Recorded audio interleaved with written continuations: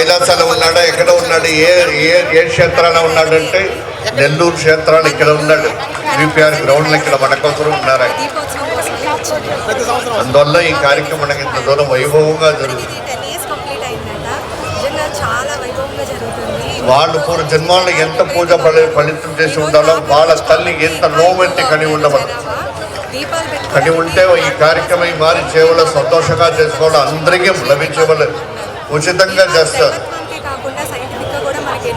వీళ్ళు ఏమైనా donation collection మీ దగ్గర అమౌంట్ తీసుకుని లోపల టికెట్ తీసుకుని రావాలంటే లేదు. శ్రద్ధగా వచ్చి కూర్చుని నమశివాయ నమశివాయ నమశివాయ జపం చేసుకుంటేనే సార్ చేసుకుంటే ఇది ఇంకా వైభవంగా జరుగుతున్నాం. ఇంకా వైభవంగా జరుగుతుంది. మనకు పూర్తిగా ఫలితం వచ్చింది.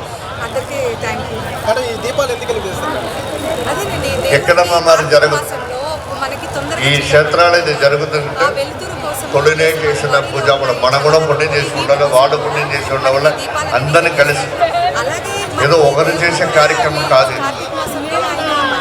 ఎక్కడ వెళ్ళాను ఆ రూల్స్ అండ్ రెగ్యులేషన్ దాన్ని మనం పాటించడం, శ్రద్ధగా ఉండడం, శాంతిగా ఉండి అక్కడ చేసుకుంటే ఇక్కడ కార్యక్రమం ఎలా చేస్తారు. నేను పొద్దున్న వచ్చాను, 500 మనుషులు సత్యనారాయణ వాళ్ళు బ్రహ్మాండంగా చేసుకుంటారు. డిసిప్లిన్గా కూర్చొని చేసుకోవడం కూడా పద్ధతి. దాన్ని కూడా మంచిగా మనం పాటించవచ్చు. మంచిగా పాటించమంటే ఆ పూర్తి ఫలం అంతా చేసి చివరిలో వచ్చినప్పుడు కేకలు వేయడం, అందరికీ గొడగొడ పెట్టి లేచిపోవడం చేసి అందరూ ఒకే లక్ష కొట్టుకుని పైకి వెళ్తామంటే ఫలితం లేకుండా పోతుంది. వరదాగా పోతుంది, చేసింది కూడా వరదాగా పోతుంది.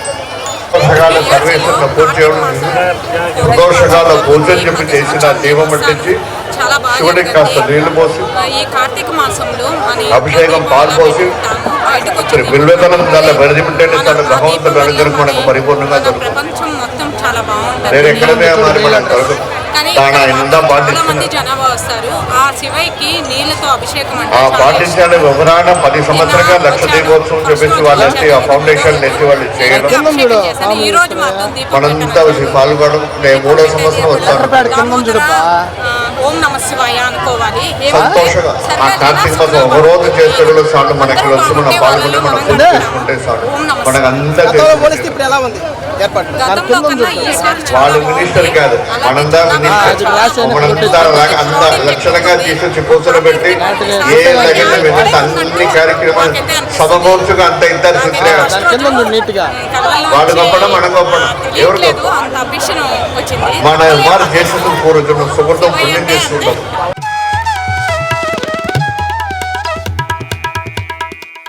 నా పేరు రేణుకా అండి. నేను స్టౌనస్పేట నుంచి వచ్చాను. ఇక్కడ అసలు కాశీ అంటే కార్తీక మాసంలో కాశీ చూడాలని ప్రతి ఒక్క ఆడవాళ్ళకు ఉంటుందండి. కాశీకి వెళ్ళలేకపోతున్నాము. ఇక్కడే కాశీ కనిపిస్తుందండి.